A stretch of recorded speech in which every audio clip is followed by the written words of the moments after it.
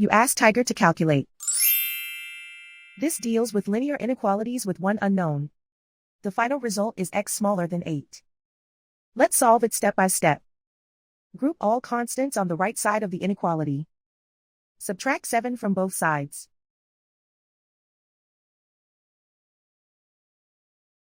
Group like terms.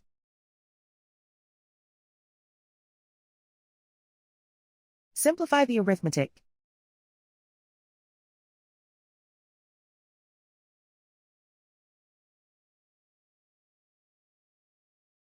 Isolate the x.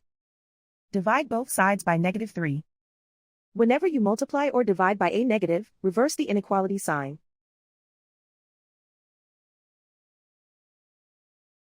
Cancel out the negatives.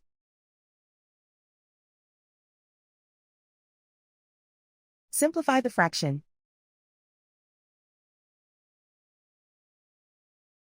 Cancel out the negatives.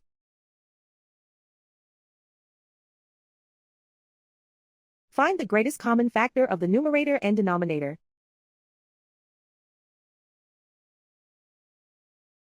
Factor out and cancel the greatest common factor.